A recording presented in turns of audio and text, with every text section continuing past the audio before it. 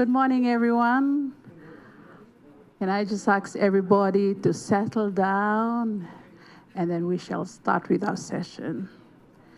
Everybody settle down, settle down. Everybody settle down, settle down. Everybody settle down, settle down, settle down. Everybody settle down, settle down. Thank you. All right. Thank you, everyone, and good morning.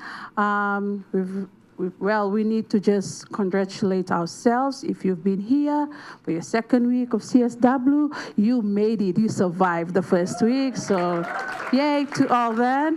And really thank you for being with us this morning. I know that some of us are already packed in their rooms, ready to roll out those suitcases and get on those planes. But very important is at the end of this last part of the race for 2 weeks, we still can show solidarity for some of the work that we hold closely into our hearts, not just about us as an individual, but also us as a network and also as a movement. And on behalf of the organizers, partners, we really say thank you, and we appreciate you being here with us.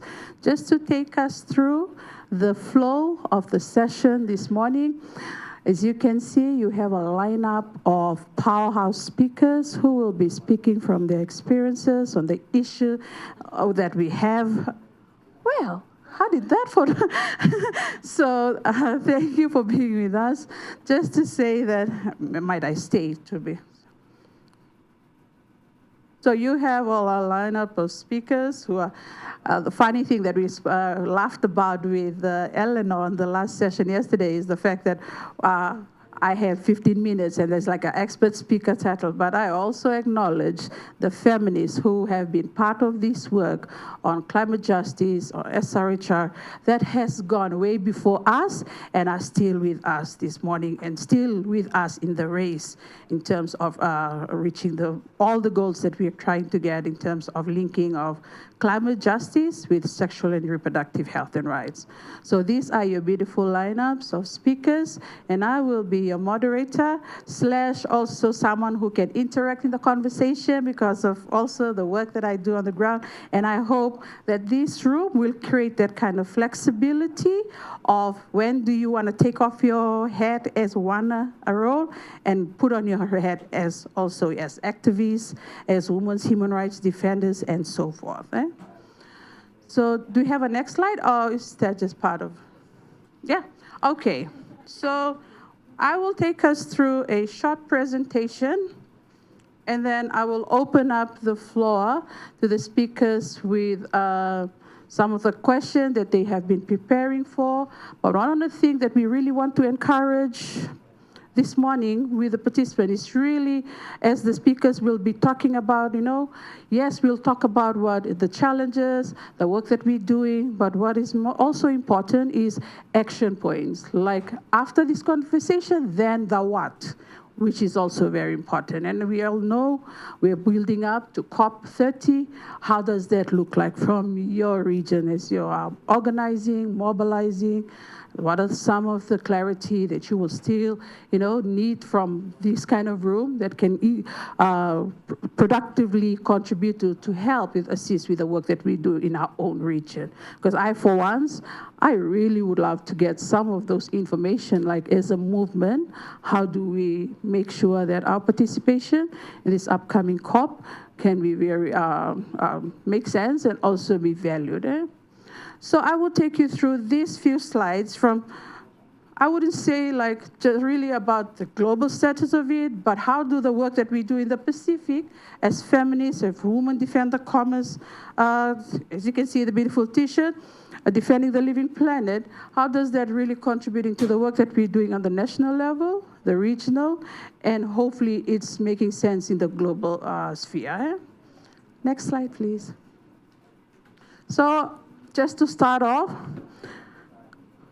Women Defend Commons Network focuses on grassroots and so forth, and I think this resonates with a lot of the work that we do. We're not just here in New York talking about our engagement in this level, but also really making sure to create the space that grassroots and communities that we are working with is also represented in this space, right?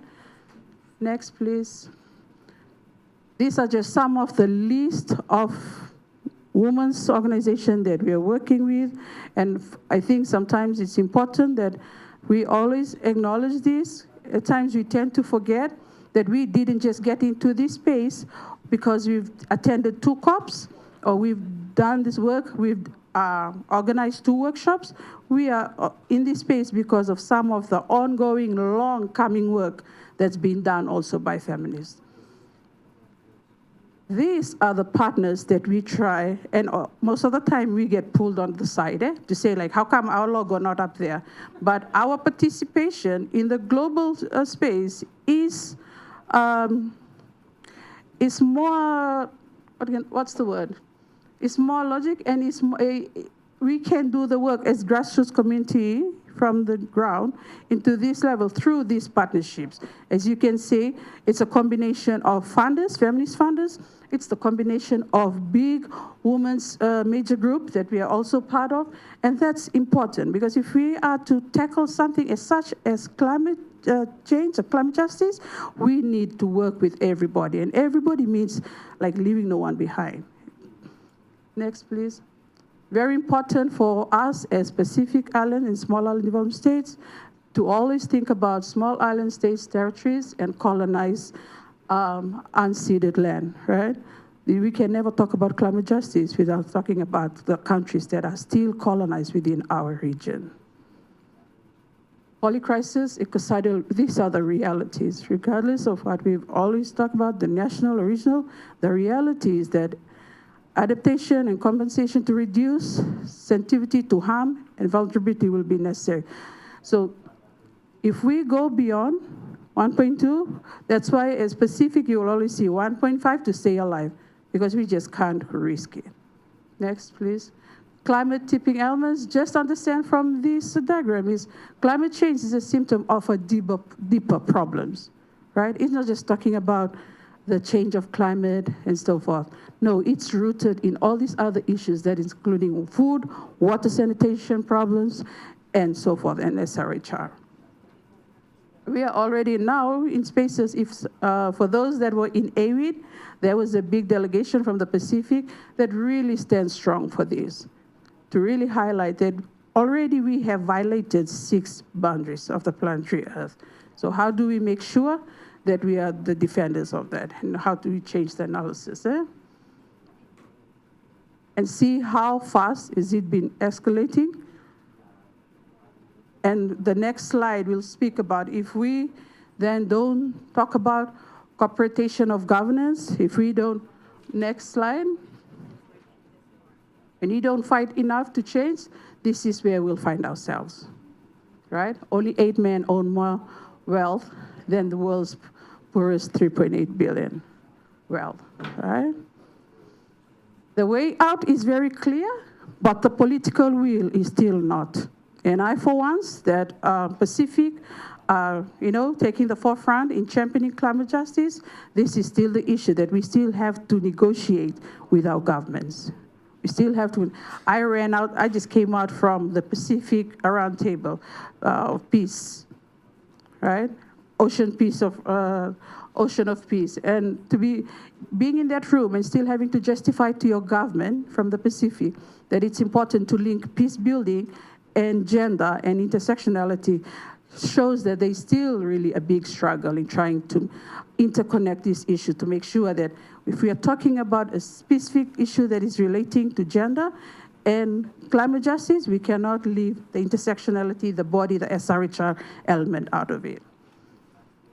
I've been told I have like 5 minutes. HLP after 20 indicate and current rate, we will miss every single SDG if we don't really take time to reform. Not enough transformative system change, right? Next. This is just to show you climate risk, why we really need to fight for 1.5 and not the 2.0. Potential impacts on climate change. We have to think about climate change. How bad could the future be if we do nothing? And climate crisis is no longer a looming threat. People are now living with extreme weather events there is still everything to fight for. Reducing emissions now means we could stay below 2.0. Specific hazard, for this one, I'll just quickly go through them. There's a list of these slides, but really just to show you a specific woman who's been working on gender climate justice, we are very clear with what we want. Next slide, please. What we already know, adaptation is not just about the act of resilience, it is about the social, cultural, economic, and environmental conditions without which adaptation is impossible, right? Next. Healthy ecosystems are more resilient to climate change and provide life-critical services, right? Defend the commons, care and well-being. We already know this, and I'm sure also from other regions, you're also aware of this. Next, please. Centering unpaid care, domestic and communal work, and linking to climate crisis realities for women and girls. If you're somebody that's been facing floods every fortnightly, you would know the experience of having to rebuild, reset, turn on and rebuild again. But why we are not creating a lot of spaces to talk about unpaid care work also in the element of climate justice. Maintain and restore rainforests, wetlands, inland waterways, mangrove forests. We all have a role to play. We cannot say that, oh, we are not engaging in those climate change forums, therefore we are not, that's not part of our work. You still have a role to play, and it can be as small as replanting mangroves. Address climate finance. Everybody in the work that we do, we need to follow the money, because somehow the finance is what also can slow the work, right? Because we're not sure who is accessing those funds and why some of those funds that are supposed to be for community work are not really trickled down to the communities. So we need to have conversation where we need to move away from only economic expert could talk about finance. No. Women have been doing kitchen management economics all their life. So therefore, we can talk about finance, right? Next, please. Climate change impacts in the Pacific, and the list goes on, right? So you can see it's a mixture of physical, emotional, mentally issues that every day that family is trying to keep talking about, that we cannot talk about climate justice without talking about embodying the body into the conversation. Next. So these are just a few slides there. And these are some of the examples, just to visualize some of this work that we are already doing. Recognizing, advancing, protecting human rights for all. Next, please. Making sure that we are not leaving any group behind. LGBTQI community too are also part of the solution for fighting for climate justice. Organizing doesn't mean that we just go into a room where it's aircon and you sit around and have. Sometimes it looks like this, and this is what women are good at. We can create our own space. If we are not given the room or the space, we go and co-create our own. Building a base organizing network, making sure that the work that we are doing is also linking to those regional structures that is in place that really can push the work that we're doing. Yeah? And sometimes we might be caught up, and this is one of the moments that I was taken in for protesting on the street for calling our Australian government for not standing with us on some climate change work that we are doing. So yeah, going to the cell, come back. Does that stop us from doing the work? No, because we know it's not just an issue, it's about our survival. So therefore, we'll keep doing it. Next, please. Very important that we are linking it with our regional platform, building and bringing in decision makers into the space. Next. SRHR, some of you have you've been in this room because you have an interest on that. For us, SRHR could simply mean you providing SRHR kit as part of your climate change aid work response. It's not just about dry food. It's not just about getting blankets. It's also about getting your SRHR an essential kit to make sure that women access these needs. Eh? Next, please. As we see, as women come together, we can really create big changes. gender climate justice, and disaster response. Sometimes, even before you go in to distribute aid, women just need somebody to talk to, just to unpack of the experience or the trauma of experiencing those cyclones and those floods. Next. And can we just fast forward to, how much time do I have? Done? Okay, 1 minute. I'm just gonna take you through the messaging. Here we go to the messaging of the climate campaign. Yes, let's just go through them. And please be part of this campaign. One of the things that we're very clear about, that we cannot talk about climate justice without talking about SRHR, SOGISEC, and all these situations. So the best way that now we've analyzed this is the double nexus approach. And I'm sure a lot of you are also doing that we cannot just talk about SRHR, SOGISEC, and social provincing, peace building, economic justice, without talking about climate and ecological justice. They go hand in hand, right? So as much as you're talking about the issues that implement the body, you also need to link about how they also contribute to the response. Of indigenous justice approach, this has to be part of the work that we do for climate justice, the indigenous approach. We still have 2 countries in Fiji right now that we're working with very closely that are still colonized by the French and the Indonesian government. So working with them is very important in terms of, because they also are facing these issues of climate change. Defend the living planet to restore planetary boundaries, very important. Next. Let's talk about ecological overshoot. Right? We all have a role to play, as I mentioned earlier. Next. This work can be overwhelming and sometimes make us lose hope, but we still need to work from an approach of love, well-being, and health in this time of ecocide. Right? Balance, equality, justice, and liberation.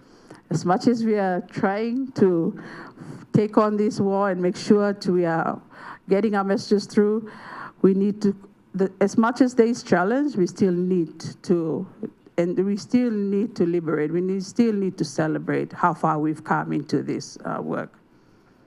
Feminist agroecology, well-being, and the living planet. This is important in terms of response. Right? How do we make sure that we can unpack the traditional way of agroecology and making sure that women are really part of that solution? Next, protecting our oceans, health. For us in specific, it's very important because this is what connects us, all right? The oceans. Making sure that we are talking directly to ministers in this work of Stop Fossil Fuel. Climate justice financing, as I've mentioned earlier, and I'm sure some of the panelists will also pick on this. Loss and damage fund, that is just an effective, right?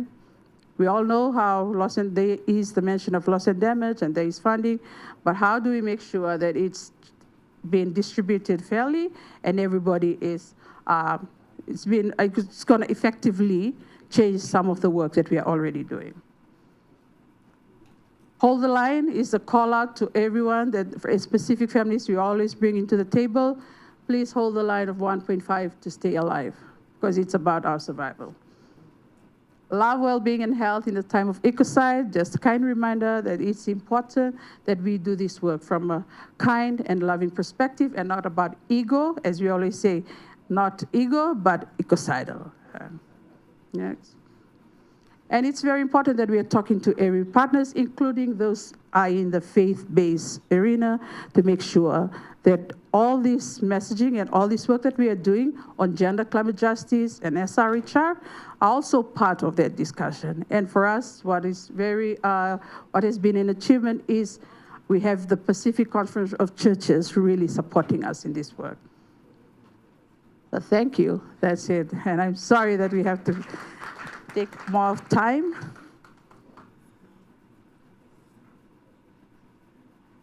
All right.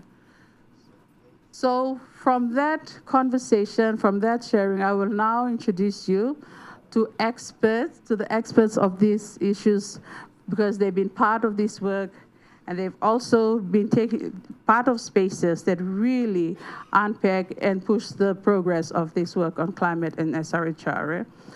First, I will introduce Mar Banios. Mar Banios, I have to make sure that I get the pronunciation right. Mar Banios is the International Advocacy Coordinator at the Associació de Drets Sexuals in Reproductive. Asociació pels Drets Sexuals i Reproductius, it means, Asociación por los Derechos Sexuales y Reproductivos in catalán. That one. A local-based organization that fights in favor of social justice to guarantee sexual and reproductive rights. Març is a sociologist specializing in gender with extensive experience in advocacy process and social transformation, both in the global South and North. From an intersectional perspective, she's a proud carer of 2 dogs, a cat, and she's completely fine with that. I love it. So Març, I'm going to share with you the first question.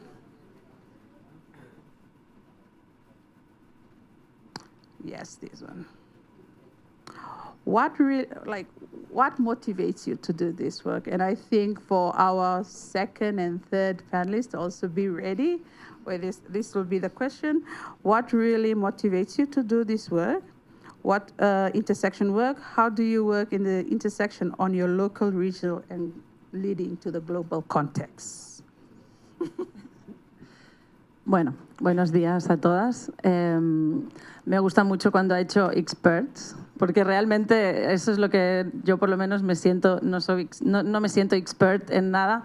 Somos, creo que activistas que tenemos la suerte o la desgracia muchas veces de trabajar en esto que tanto nos apasiona, ¿no? Pero, bueno, yo hablo en nombre de la Asociació pels Drets Sexuals i Reproductius. Es una asociación catalana basada en Barcelona. Somos una organización muy pequeñita. La idea de este evento era poder dar las voces un poco. No estamos aquí para dar ejemplo de nada a nadie, más bien para compartir estrategias que nosotras usamos por si sirven, y sobre todo queríamos dar después un espacio también al público, ¿no? Porque nuestra intención el día de hoy es poder compartir y nutrirnos, ¿no? Justamente de todas esas experiencias, compartir las nuestras y que nos puedan compartir también otras experiencias exitosas, ¿no? En toda esta lucha. Nosotras somos una organización muy pequeñita de Barcelona, trabajamos por el derecho a, bueno, para garantizar o intentar garantizar los derechos sexuales y reproductivos de todas las personas, evidentemente, pero en especial de las personas jóvenes. Entonces tenemos un área de acción muy comunitaria, muy directa, de trabajo con jóvenes en Barcelona, que hace un trabajo que muchas veces no puede hacer o no quiere o no llega a la administración, el sistema público de salud, ¿no? Entonces eso nos está diciendo que todavía, incluso en países y en ciudades como Barcelona, que podríamos considerar entre todas las comillas del mundo, primer mundo, hay todavía muchas necesidades también en ese sentido, ¿no? Entonces intentamos, bueno, pues poner nuestro granito de arena en ese sentido, y hay también un área de incidencia internacional que es de la que yo soy parte. Y bueno, organizábamos un poco este evento, como os decía, para compartir sobre todo, pero también para poder ver esos diferentes niveles desde nuestro nivel muy local de Barcelona, ¿no? Pasando por el Sud Global con Resurj y el Women's Major Group como ya un espacio más multilateral. Entonces, cómo estas estrategias se pueden ir como intercalando y cómo tienen que, o sea, sentimos que tienen que estar interconectadas con todos estos espacios, porque si nos quedamos en uno solo, pues no llegamos, ¿no? ¿Por qué creemos que es importante y por qué hacemos este trabajo? Bueno, no es nuevo para nadie, creo. Nosotras, desde nuestra pequeña organización de Barcelona, estamos recibiendo ya desde bastante tiempo muchas amenazas de muchas formas diferentes, ¿no? Desde amenazas o acoso digital en las redes, hackear los sistemas, no sé, acoso en comentarios de redes sociales muy directos, intimidación física cuando acompañamos a mujeres jóvenes a abortar a las clínicas o cuando entran a nuestro pequeño centro de salud hay que decir que somos unas asesinas, o entran al centro a robar cuando no hay nada en el centro, solo como para hacer sentir que están ahí, ¿no? Como que pueden entrar y que están ahí, es como sentirlos un poco la presión ahí cerca, ¿no? Y evidentemente también una presión política ilegal, porque nosotros hacemos también bastante incidencia en nuestro gobierno, en el gobierno catalán.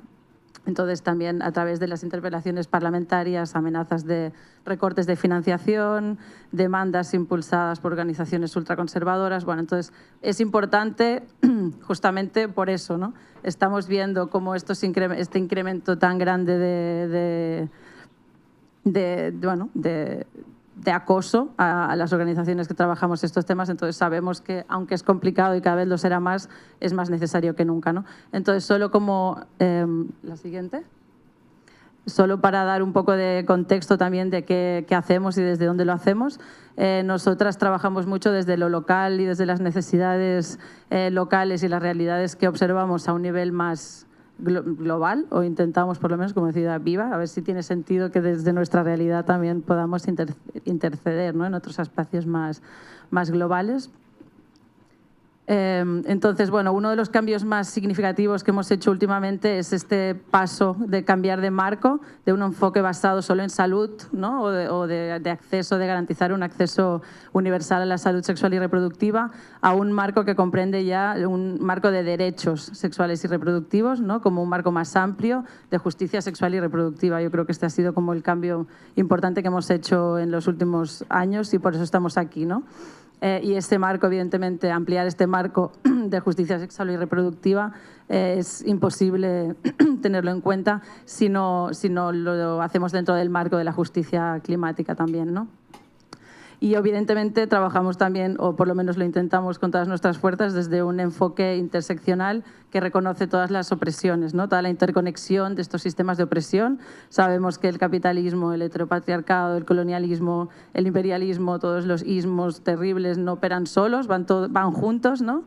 Operan simultáneamente con mucho poder sobre los cuerpos y sobre los territorios, y particularmente sobre los de las mujeres y personas disidentes de género, ¿no? Esas son las personas que siempre reciben como de una peor manera o de una forma más brutal esos efectos, ¿no?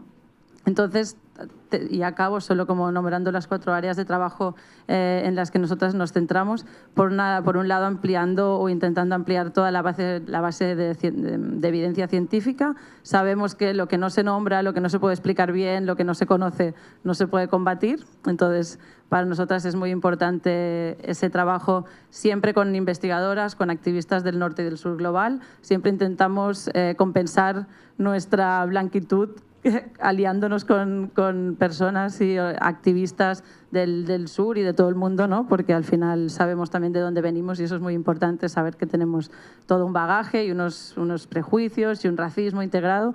Entonces siempre intentamos trabajar con activistas del norte y del sur global para fortalecer toda esa base de evidencia y conocimiento, ¿no?, sobre los vínculos entre este cambio climático, esta justicia climática y la justicia sexual y reproductiva. Por otro lado, a través del conocimiento, de la resiliencia, sobre todo de crear narrativas feministas que sean resolutivas, hacer propuestas, buscar soluciones. O sea, no nos podemos quedar solo en analizar la realidad mal en la que estamos, sino que tenemos que avanzar un poco y proponer cosas, ¿no? Y bueno, intentar también de alguna forma que intentar llenar el hueco o el vacío de las políticas públicas, ¿no? En las políticas públicas todavía no está presente esta interconexión entre justicias, entonces estamos haciendo, bueno, pues que a través de esta creación de conocimiento, de esta incidencia y demás, intentar llenar esos huecos, ¿no?, que cada vez más los políticos, las políticas, la gente que tiene el poder de cambiar ciertas cosas pueda incorporar esta interconexión en su forma de ser y en su política, ¿no? Y sobre todo para amplificar las voces de las feministas, de las aliadas, de las defensoras, de las activistas, tanto por los derechos sexuales y reproductivos como por el medio ambiente o por la justicia climática. Yo creo que nuestra principal misión en general, o el objetivo por el cual yo estoy aquí, como el principal mensaje que yo querría dar clarísimo es que tenemos que unirnos, ¿no? O sea, tenemos un enemigo muy grande fuera, ¿no? Y cuantas más interconexiones entre justicias, entre aliadas, entre defensoras podamos hacer, mejor. Tenemos que empezar a cambiar el paradigma de buscar todo eso que nos diferencia, que sabemos hacer también, y buscar las cosas que sí nos unen y ir a una, ¿no? contra o a favor de nuestros derechos. Y empezar también a pensar en positivo, ¿no? No siempre a la contra o a la respuesta de, sino también en qué proponemos y cómo nos unimos nosotras, ¿no? para hacer frente a todo eso.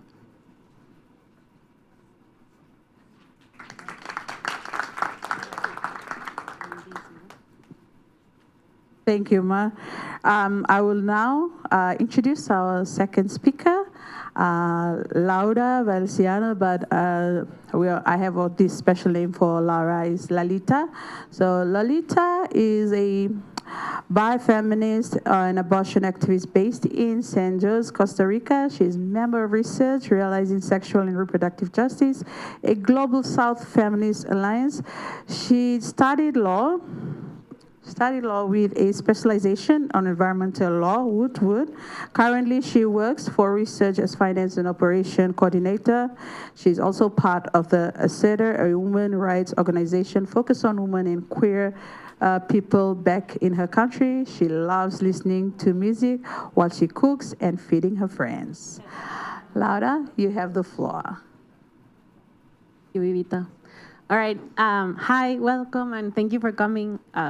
We've been nurturing this side event for a while now, so it feels like, we're finally here. And we get to interact with you all, and I'm very excited. So I hope I'll be speaking in English, but it might be Spanglish at some point.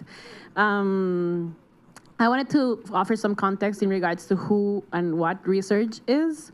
Realizing Sexual and Reproductive Justice is our name, and we're known as Resurj.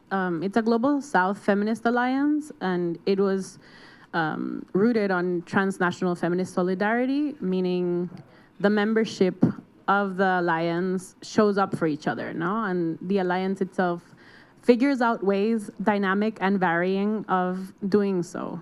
And what I mean by that is that there's no strict rules as to what feminist solidarity looks like in practice, but it's more of an ongoing conversation amongst us in regards to how we can better show up for one another.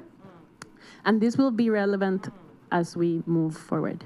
But I think one of the relevant information about Resurj right now is that it was founded in 2010, so this is our 15-year anniversary. Huh?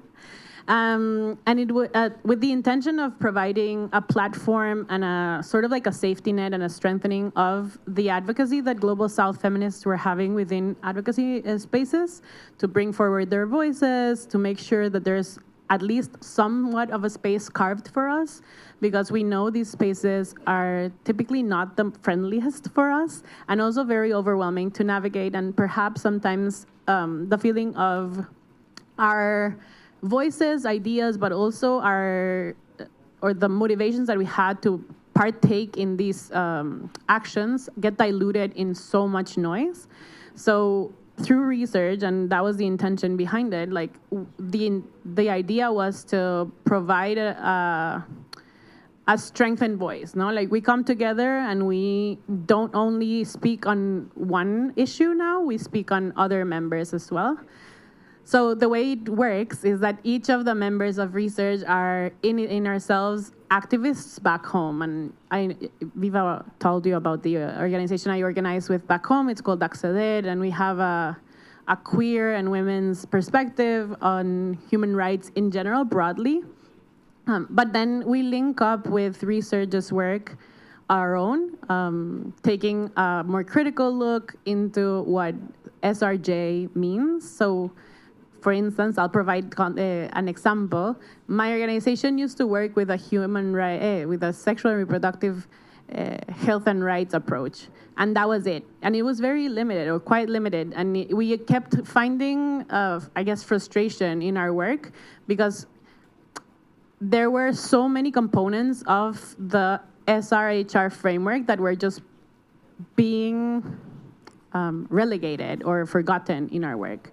And it was only when we were provided or like were, I don't know, like got to know the justice approach, that it's the one that Resurj uses, that we were able to understand those interlinkages that we're speaking on today.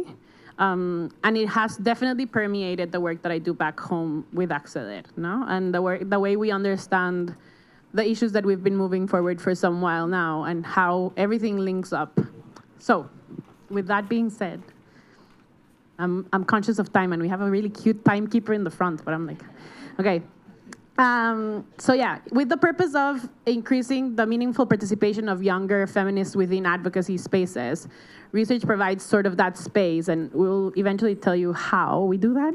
And Viva was letting us know, for instance, that the climate emergencies are really marked by uneven or disproportionate manifestation in the population, no? Like we saw marginalized groups and women being named frequently in her intervention, and I think that's one of the rich parts of what we do, because we're able to name that and then also appropriately action towards it. A justice approach means that we go beyond the SRHR and then look into everything from, I don't know, neoliberal capitalist patriarchy, global North hegemony, corporatization, and corporate overtake of governments. Like we actually have to go beyond, because we understand it's an intricate network of systems that is upholding certain dynamics and then also causing those effects of global and climate emergencies and crises to affect global South in a more intense way and with very, very little response. So I didn't use that, it's okay. But I just wanted to show you, and I'm not gonna read through them, but the way we organize our work in Resurj is through an action agenda point that has 13 points. I'm not gonna go through those. You can visit our website. But when we sat down and had those conversations about why we were looking at climate justice and the intersections with sexual and reproductive justice, we do exercise and look at which of those action points integrate or relate somehow to that intersection. So we can name them and we can say, oh, this is why we work in climate justice, no? And I'm not gonna name them now, but you'll see that some of them are related to the universal access to services. Others, you can keep going, Diana. Others are more looking at the adverse impact of extractivism, the corporate sector and the role they play in how we practice governance and how our governments are sort of, quote unquote, deciding what gets done and what doesn't get done, because a lot of the times it's not our government. And then I think there's one more. That's it? Number 12 is also related, but if you visit our website, you'll see it. But basically, yeah, it's more of like taking a look at how the points that we had already developed for the work that we were doing made room for this conversation to happen. And I think that's kind of our motivator, no? Like the fact that we cannot keep having blinders on or like a limited vision of what SRJ means if we do not look at the environment and the conditions we are immersed in. Yeah. Thank you, Lolita. Can we have a round of applause? I'm going to give it to our third speaker, and then I'll do justice in summarizing the first round, and then we're going to go into the second third. So our third speaker is Eleanor Blomstrom. Eleanor Blomstrom is a senior manager on the multilateral engagement team at Women Deliver, bringing an intersectional feminist and rights-based lens to global health and climate change policies and spaces. She centers collective action and constituency work and engages across civil society, UN agencies, governments, and other stakeholders to ensure bodily autonomy and sexual and reproductive health and rights are for all. Thank you, Eleanor. You have the floor.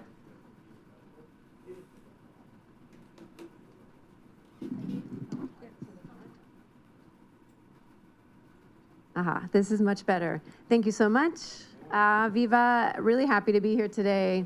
and to share a little bit with all of you about the many different ways that I and my organization and different coalitions are working on this.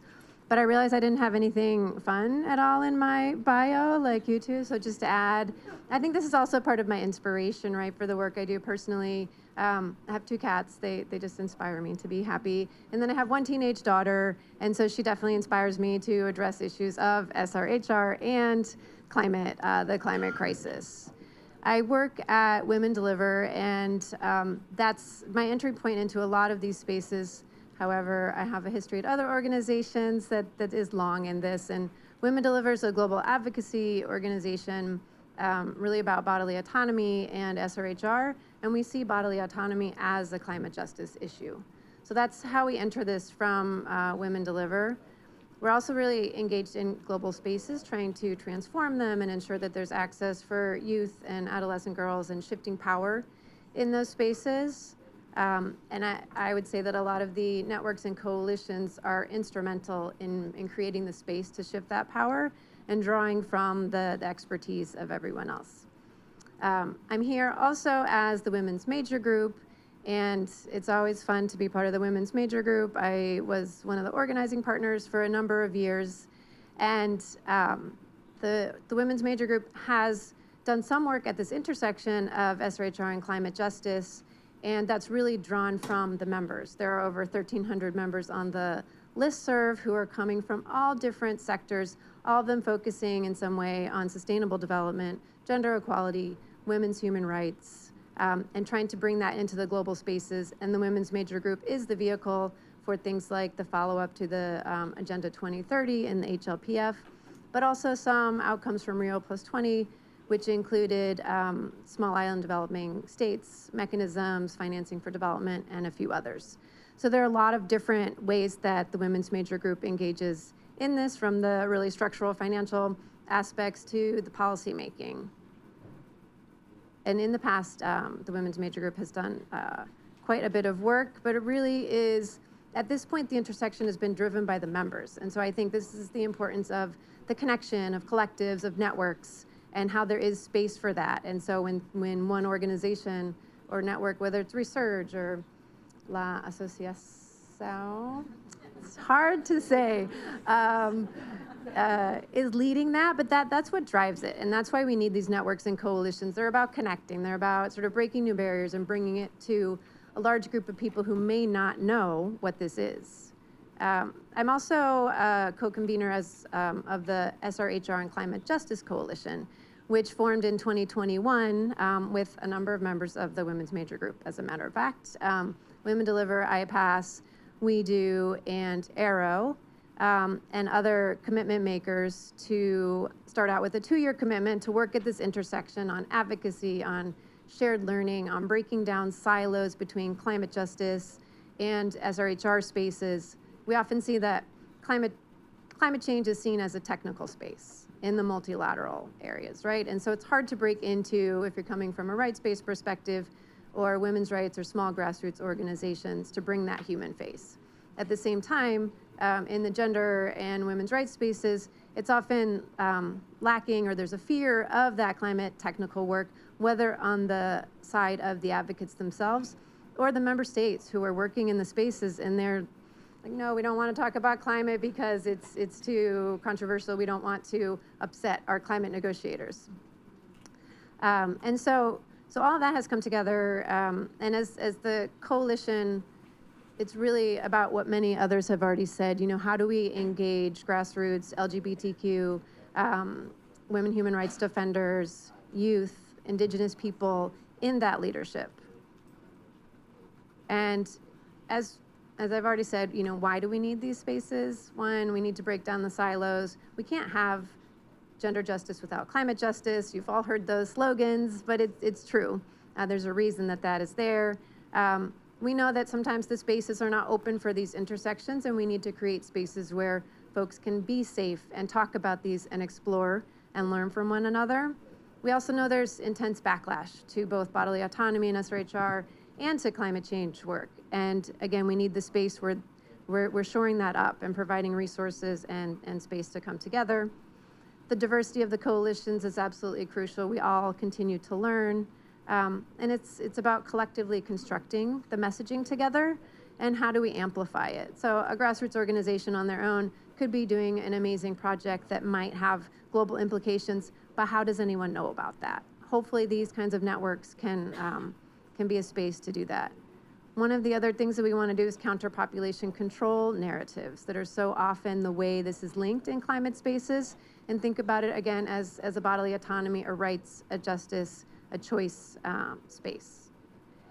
And then I just wanted to close this little section with a quote from a Women Deliver conference in 2023, where there was a climate pre-conference, there was also a climate plenary, and someone from We Do said, "The underrepresentation of women is rooted in patriarchal, capitalist, and colonial systems that hinder their involvement, the same systems that created the climate crisis.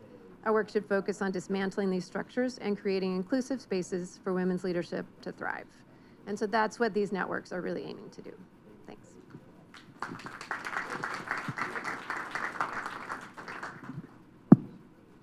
Thank you, Eleanor. I think most of our speakers has also have touched on the question 2, the second round of this panel discussion, which was what is the impact are you working together towards? So maybe before we go on to that question, and also you can start leading on to your third question, just to quickly summarize the sessions, just to say, like, it's very clear that this work, it needs all layers of interventions, right? From the grassroots to the national, and your regional, to your global. But ensuring that we tend to find the same grounding if we are for gender climate justice. We cannot just talk about the element of SRHR and cherry pick which part we want to really focus on. You cannot talk about just the reproductive rights of it and not talk about the abortion rights of it. And that's an ongoing issue also for some of us in the Pacific. You need to be able to, just as much as you are in solidarity with those work, you need to also in solidarity with how you provide support and security and safety for those that are taking that front line. Lalise, take us through. We do not leave single issues alive. Therefore, you need to be making sure you're talking about climate, you are looping in the finance element of it, you're looping in the SRHR element of it. You're also talking about the LGBTQ rights of it as a body, and making sure that we're creating a space that is to accommodate that conversation constructively. And as Eleanor has mentioned, that we might be in different organization, and some might be already doing this work from a global level into those policy-making spaces, but how do you make sure that that is also connecting back to the work on the ground, because that is important. Eh? So without further ado, I will tap on to the third question. What are your call for action, and what do you want people to do? Okay, second is, what is the impact are you actually working together towards, right? Bueno, estamos haciendo muchas cosas, pero algunas, hay mucho trabajo por hacer. Pero bueno, viniendo de un país como España, nosotras consideramos que antes hay que mirar para adentro antes de mirar para afuera. Desde el occidente, ¿no? Mal llamado occidente, siempre hemos tendido a mirarnos nosotros como la solución, y los problemas siempre estaban fuera y íbamos a dar consejo afuera. Creemos que esto ya está desactualizado. Viniendo de España, todo el mundo, bueno, no sé si todo el mundo, pero sabemos que España se ha consolidado como un centro estratégico para la financiación y para el despliegue de mecanismos de los grupos y movimientos antigénero. O sea, es un laboratorio de creación de ideología y de propuestas antigénero. Desde hace años, desde nuestra organización, hemos empezado a investigar un poco cómo estos grupos, a investigar estos grupos un poco más de cerca, exponiendo las estrategias que tienen, la influencia que tienen tanto a nivel local, nacional e internacional, que son muchas, porque además tienen mucho poder, hay mucho dinero y están muy bien conectados, ¿no? Y cómo estas conexiones se dan en el marco de una política institucional y cómo se financian también, ¿no?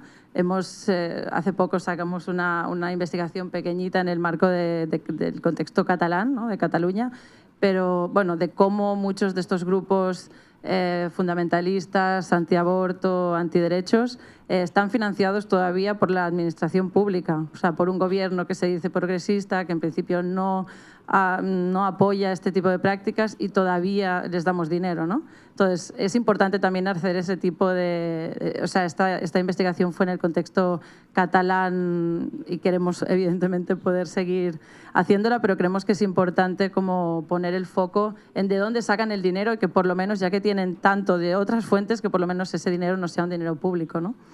Eso por un lado. Y después, bueno, evidentemente, como decía antes, ¿no? A través de, o a partir de investigaciones y con investigadoras y investigadores del norte y del sur global, generamos toda esa evidencia científica de la que hablaba antes, ¿no? Y promovemos esos procesos de incidencia para señalar y contrarrestar todas estas ofensivas, ¿no? de estos grupos. Ahora, a mediados de este año, acabaremos otra investigación que estamos trabajando alrededor de cómo algunos de estos grupos que salen de España, ¿no? Todos estos partidos, estos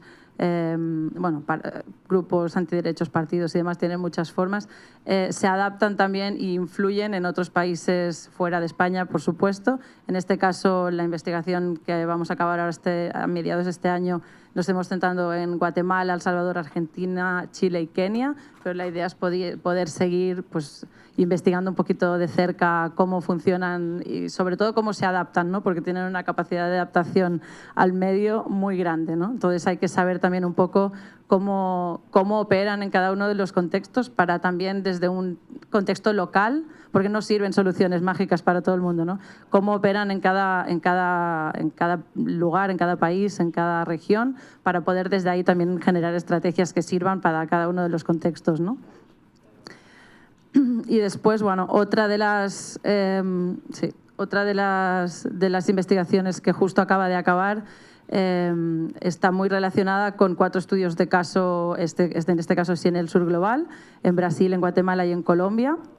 Bueno, hemos estudiado bastante profundamente, es una investigación bastante periodística, pero la idea o el objetivo de la investigación es justamente que es dar ejemplos, ¿no? Esta interconexión entre justicia climática y justicia sexual y reproductiva a veces cuesta de entender, así de entrada no viene nada a la cabeza, entonces nuestra intención era poder poner ejemplos, ponerlo un poco... bueno, poderlo poner un poco sobre ejemplos, ¿no?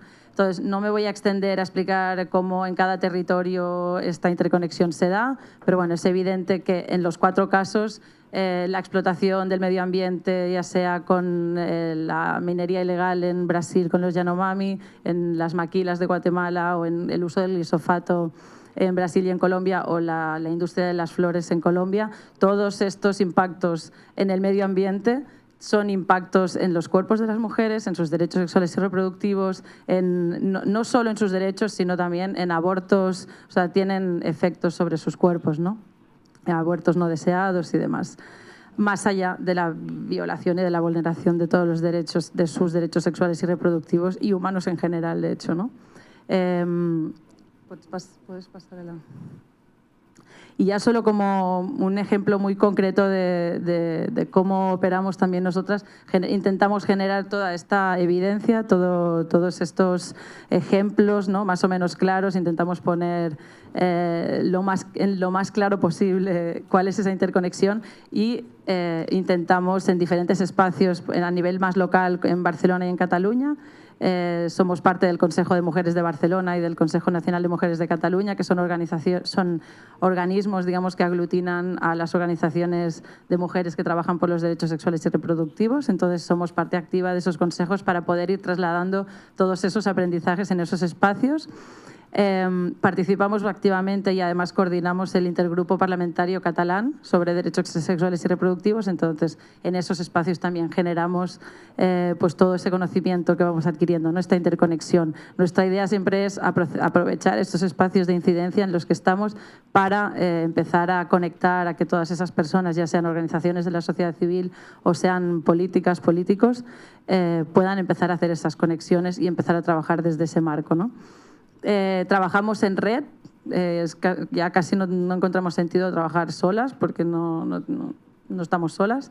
Entonces, bueno, a nivel catalán como español trabajamos en red y a nivel multilateral, pues también, ¿no? Todo el tema de la CSW, somos parte del Women's Major Group, del Women and Gender Constituency, somos, bueno, intentamos estar presentes en el High Level Political Forum, en la COP. Entonces, siempre aprovechamos, somos parte también del Foro Parlamentario Europeo por los Derechos Sexuales y Reproductivos, entonces aprovechamos todos esos espacios de incidencia al máximo posible, ¿no? Y la última, que solo son como un ejemplo muy concreto, son ejemplos concretísimos de cómo esta incidencia se hace, ¿no? Pues se hacen sesiones en el grupo interparlamentario del Parlamento de Cataluña de Derechos Sexuales y Reproductivos sobre esta interconexión.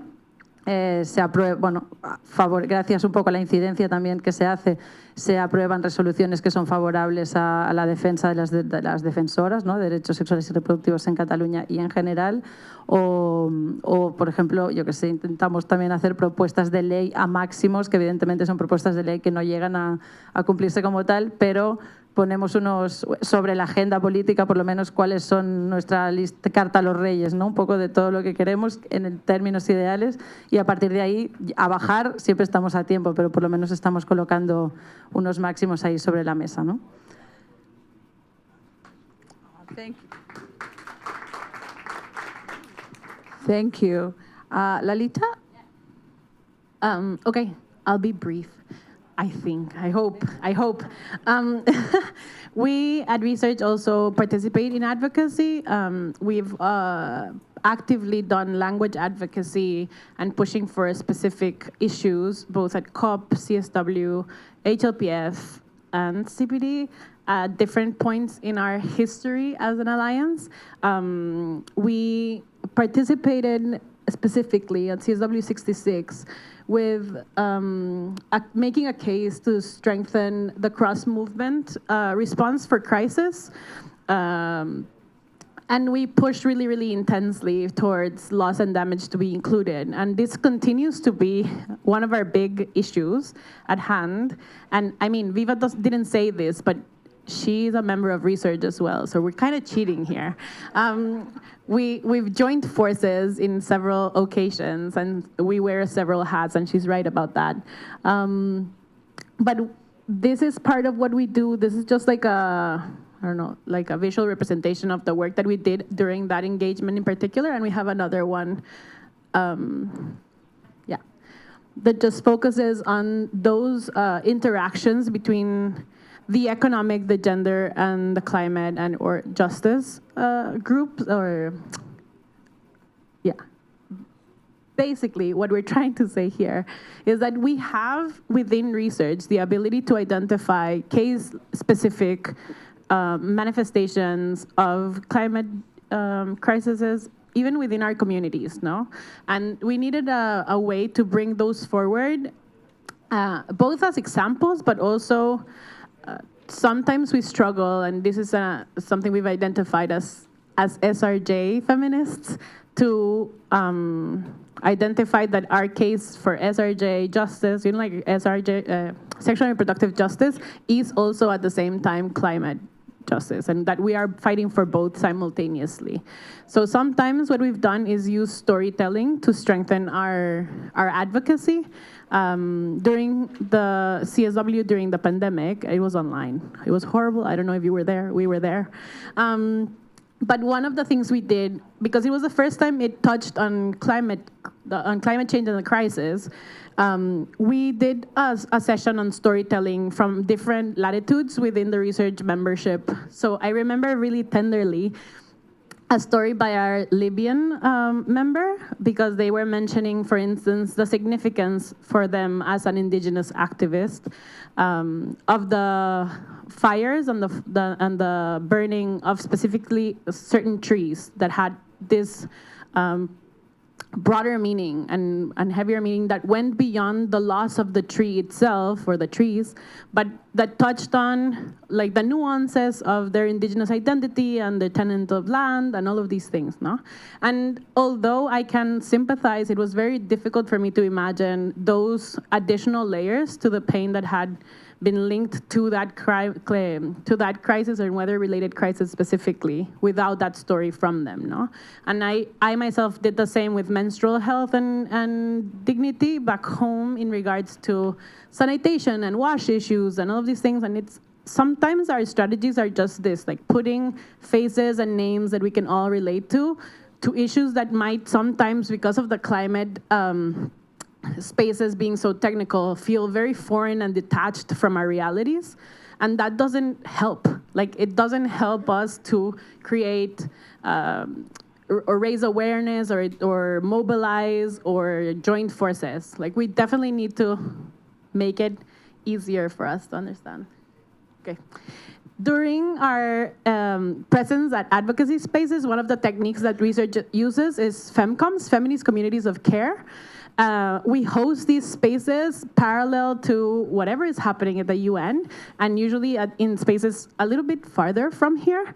But it's aimed to provide younger feminists who are, especially from the Global South, who are coming to these advocacy spaces for the first time with almost like a safe haven where they can vent, but also strategize and do political analysis and come together and then strengthen the job that they came here to do. Sometimes it's very easy to feel kind of lost and overwhelmed in these spaces, especially if you're showing up alone, if you're defunded, if you have no clue how to work the metro system. I don't know. All of these things require some accompaniment, and it does end up being both political and personal, no?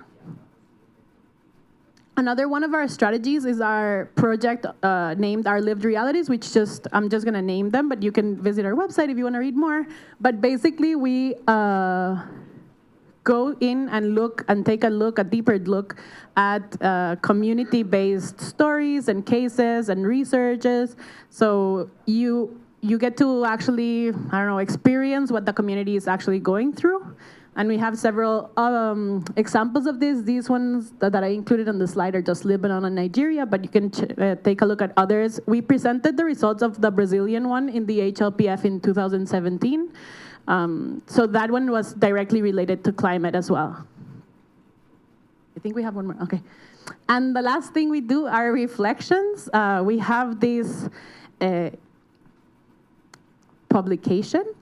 Yeah, periodic publication. I would say 2 or 3 publications a year, and sometimes they're thematic, and we receive Global South feminist points of view. So if you are a person with something to say from the Global South, make sure to hit us up. There's like probably bingo cards and little cards in the back. We want to hear what you're experiencing. We want other people to hear that as well. So this is also a platform to get your ideas published. It's pretty much like it's a nice way to get your ideas out there. I included 3 examples of reflections that are currently online that are related to climate crisis and the climate change work that we do. One is from Brazil, and it takes a look at what ecological justice looks for women in rural areas. And that's a really cute one. It's an interview with Marisa, a former member from Resurj, and her mother. We have another one that's more technical on gender justice and climate resilience and how those two are interconnected in the experience in Pakistan. And a third one that looks into menstrual dignity and campaigning. Okay. All right. All right. Thank you so much for that. All right. So building on what everyone has said so far, we clearly do not have the same amazing artists that Resurj has to create those, but trying to give you a sense of where some of the impact has been from these global coalitions and networks, and the impact at the multilateral level. So we've heard the other groups are doing that advocacy as well, often as part of these coalitions, but of course also on their own. I think one of the things that I didn't say before that I just wanted to hit on was part of the beauty of the coalitions is learning from others. And one thing that we've learned in the SRHR and Climate Justice Coalition is the importance of midwives and doulas as sort of frontline women's human rights, and climate defenders. And I just wanted to name that here. On this slide, I'm not going to go into all the details, but we tried to break it up between the UNFCCC, which is the climate space, what happens at the UN in Geneva, and some of the processes at the UN in New York. Before I go further, I'm wondering if you're sitting here and you're part of the Women's Major Group or the SRHR and Climate Justice Coalition, could you just raise your hand to see? I see. All right, a few. Okay, when we get to the call to action, the rest of you have some work to do. But glad to have you all here, and especially Veronica, who is our coordinator of the Women's Major Group up here in the front.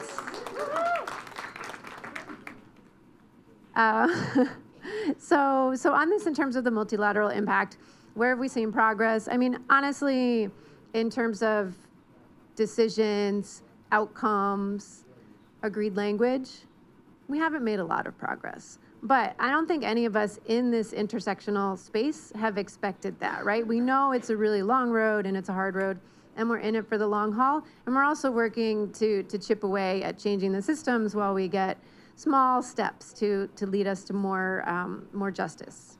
And at the COPs that happen every year on climate, again, limited progress, but in 2023, there was a health COP. And it was the first time where health was put front and center. There were a lot of big meetings on that. It didn't really come as much into the negotiations. But there was one thing, there was a health declaration signed by 143 countries that we can build on and see which countries are doing that. And then you can take that back home and reach out to them and say, what are you doing to take action on this? There was also something called the Gender Responsive Just Transitions and Climate Action Partnership. And that one did include an article of it specifically about impact of climate change on gender and SRHR. And so while it's not official language from the negotiations, it did come out of the COP. So that's something really positive. We've seen care work showing up in discussions also on just transitions.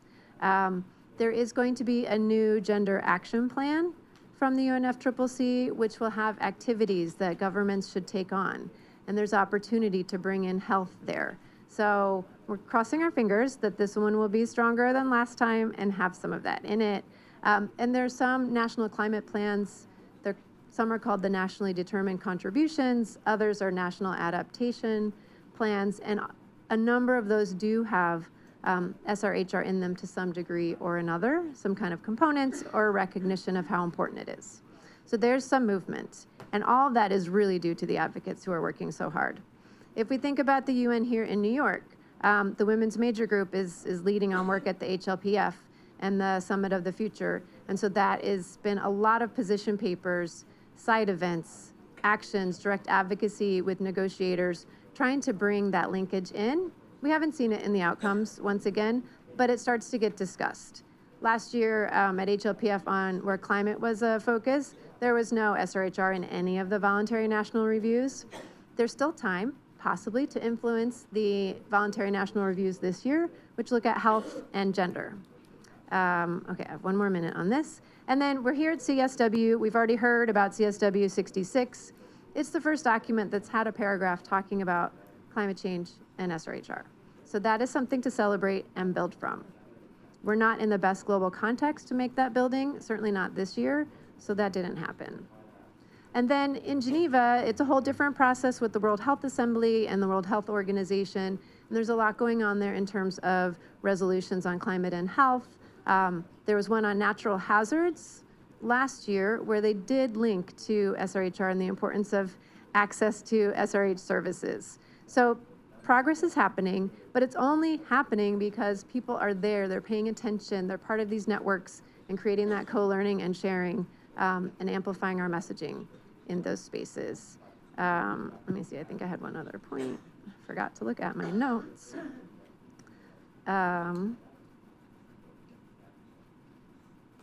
I guess the other thing I would say is I wanted to leave with another quote. And this one again from the Conference of Women Deliver, because there were so many amazing people speaking there.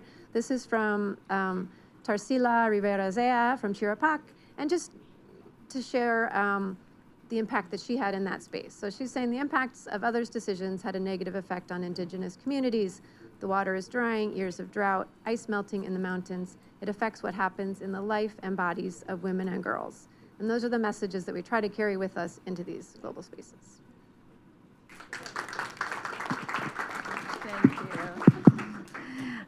Thank you.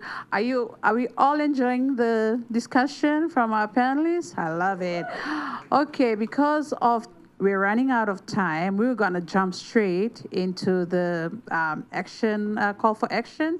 So speakers, you literally have 1 minute to really share with us what is one of your call to action, and maybe summing up with any examples of ways to collaborate, and looking ahead, what are the key strategies or policy recommendation you would want to share with the room? Thank you. Març. Bueno, voy a ser muy breve, o intentaré. Empiezo diciendo que tenemos, toda la información, hay unos folletos al final de la sala en los que hay información sobre las 3 actividades, un poco sobre las que les vamos a hablar del call to action, como, no son las campañas en las que estamos participando. Entonces, les animo a que ahora, a un breve resumen, solo las nombraré para ponerlo un poco en contexto, pero les animamos, el call to action es, cojan el folleto, escaneen el QR y únanse a nuestras campañas, ¿no? Pero bueno, estamos trabajando en una alianza internacional por los derechos sexuales y reproductivos con defensoras del norte y del sur global, se llama All in Defenders. No voy a explicar misión, visión, actividades y demás, porque al final es una plataforma, un espacio para unirnos otra vez, ¿no?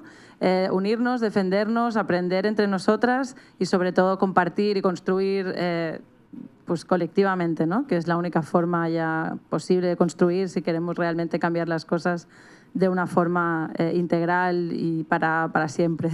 Después estamos desarrollando una campaña ahí sí creo que voy a aprovechar mi minuto para pasar un vídeo que dura 1 minuto sobre la campaña. Creo que ha quedado muy bonito. Es una campaña que intenta interconectar justamente esta interconexión de justicias.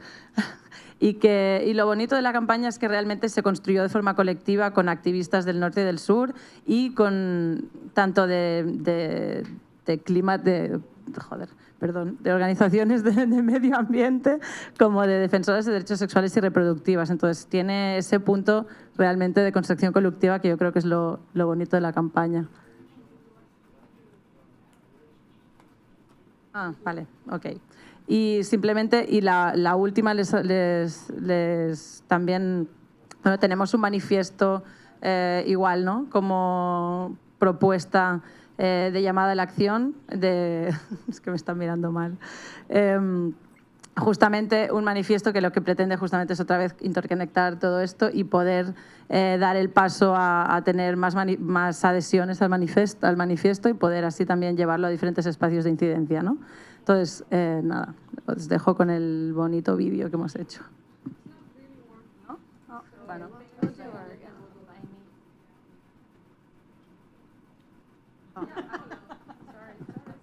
Oh yeah, mine relies on the side. I can start and do mine until the. Oh, you have the slide. Oh. Okay, so basically our call to action is an invitation actually to hold these conversations in wherever you are organizing, because I think there's a need for it. So what we came up with was a bunch of questions. I'm not going to read them now because we won't have time, but it's an offering, an invitation to hold these sort of conversations and invite your collective, organization, space of work, community to think about who is doing what, who has access to resources, what do those resources look like, is there disproportionate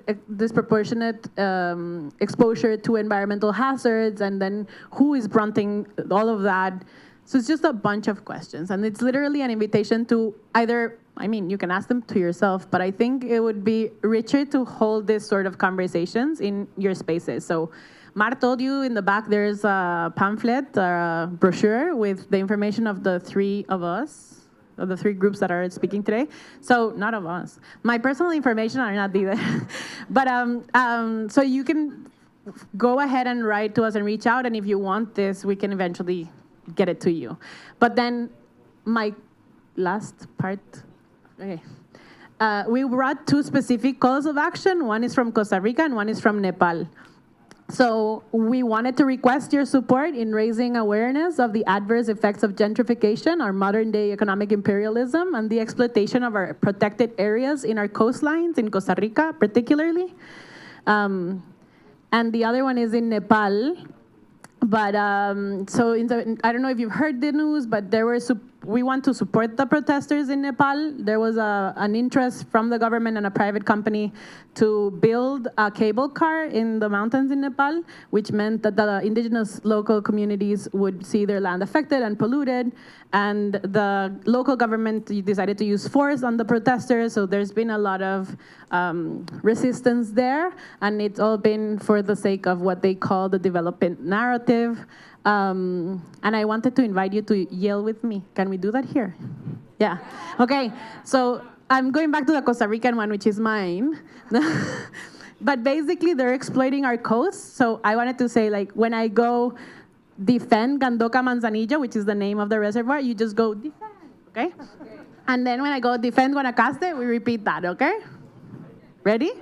Okay, so defend Gandoca Manzanillo. Defend. Defend Guanacaste. Defend. Thank you.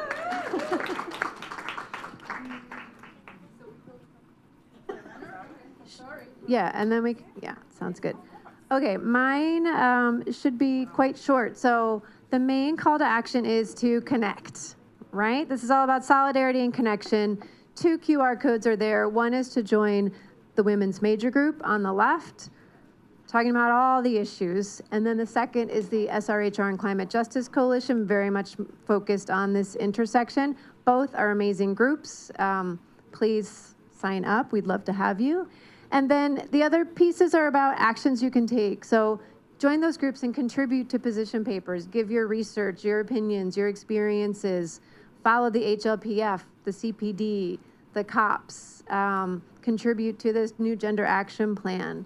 And then at the top, I put a little change the narrative. Let's work on changing the narrative. I gave some quotes from the last Women Deliver conference. There's one coming up next year, but it's really driven by all of you. So how do we shift this narrative? What can we bring to there about this intersection so that it's really on the global stage as we're moving to post-2030? Thank you.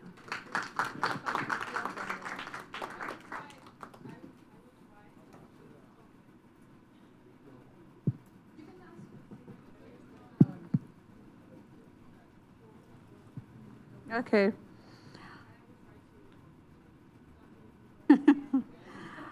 So we're literally like 6 minutes away from time. So we're just gonna open the floor up for any burning comments or questions for our beautiful panelists. Can we have a rise of hands so we can just go 1, 2, 3, and then we sum it up. So we have 1, 2, 3, 5. Hello, how are you? My name is Maria Jose Lubertino from Argentina. I am member of the Latin American and Caribbean Ecofeminist Network, and I want to know how to be part of the Sexual and Reproductive Rights and Climate Justice Network, because I think it's something new. I don't know. We are members of the Women's Major Group and the WCG, but we don't know about this relation. And I am also applying to be the CSW LATAC representative, and I will be happy to speak with all coming from Latin America and Caribbean after this meeting. Thank you.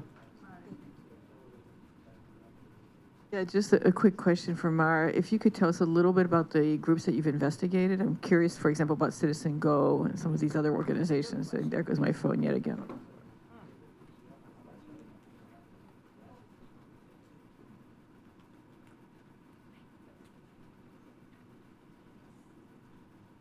Okay, good morning, everyone. My name is Aishatu, and I'm from Nigeria. So I joined a senior colleague to this program, and one of the key things that incites me to participate in this is the idea of the intersectionality between sexual reproductive health and climate justice. Because whether we like it or not, climate change is real, and these are things that in communities where I come from, people don't even believe that climate change is real. So it takes us to like kind of experience a flooding that nearly submerged over 75% of the entire state capital of where I'm coming from, for some of us to use it as an advocacy strategy to ensure that people get to understand that this thing is real, and that it is our responsibility to take some precaution measures to ensure that this thing is being prevented to the larger extent. So coming to this platform gave me the opportunity to like kind of know how those things, how do they work, and the intersectionality between the two things. And I will continue to like kind of like to explore more on this area. Just like my other sister from Latin America says, if there is any network or platforms that will continue to like kind of build our capacities, help us to understand what are the linkages between some of these two things, I'll be really happy to like kind of be linked with, so that I can equip myself with the required knowledge and be provided with details information about some of these things, and then take it over from there in my community. Thank you so much. I think we had one more question on this side. No, no more. Okay, great. One more question. Hi everyone, good morning. A quick question to the panelists. Do you have any experience working on sexual reproductive human rights in fragile context? And you have maybe those experiences you are happy to share? Because let me start. My name is Karine and I'm from Cameroon. And I work on sexual reproductive and human rights in fragile humanitarian context. So basically, I want to hear from the experts in the room if you have any experience working in that setting. Thank you. And nice to see you. Nice to see you.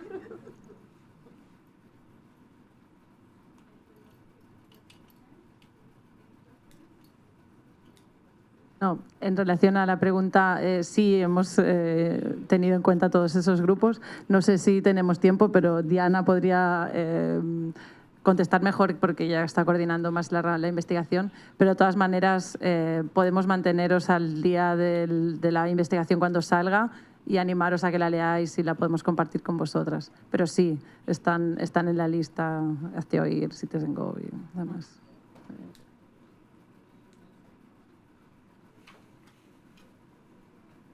Quickly for the SRHR and Climate Justice Coalition, Maria Jose, there's a QR code. We can put it back up, or you can talk to me. I'll make sure you have it. If anyone wants to know, I can help you. And it might be printed. I don't know. And then additionally, in fragile contexts, we don't specifically talk about that, saying the words fragile context, but it's really just yesterday made me realize maybe it's something we need to think about more. But we do have members of the coalition who work within fragile contexts, so I'd be happy to chat more. Okay, then I will take on moderating role again. So we have come to the end of our session. Thank you for being with us this morning. And just a few highlights to really share with you, to go out with from the discussion that we've had this morning. Please do remember that interconnect struggles require joint action, and changing narrative could especially start from these kind of spaces. And we hope that you will take that on, strengthening SRHR from an intersectional approach. If that's something that you're still coming to learn about and you want to know more about, please reach out to the panelists. And you also have those brochures at the back that is actually to inform you, and please feel free to share them with your network. And maybe just to close with what was mentioned by one of the panelists, in this work, you need to find your own inspiration. Because once you find it, you will be driven to make sure that you're self-taught and make sure also that you are sharing the knowledge that you. So thank you, everybody. Let's give another round of applause to the panelists. Now we're going to watch the video. Puedes seguir mirando la realidad a pedazos, o puedes completar la imagen y conectar. verás que las mismas prácticas extractivas que destruyen poblaciones son las que traen agresiones sexuales y abusos a mujeres y niñas. Los mismos químicos que fuerzan la tierra para producir más son los que provocan infertilidad y abortos. La misma industria que contamina el agua y el aire es la que vulnera los derechos de las trabajadoras. Destapa, porque detrás de todo ello están los mismos intereses. Los mismos poderes. El mismo sistema. Defiende. Desde el vientre A pleno pulmón, una justicia compartida. conecta, Destapa, Defiende.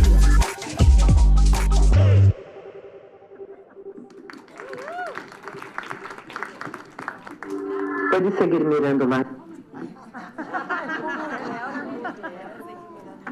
Thank you.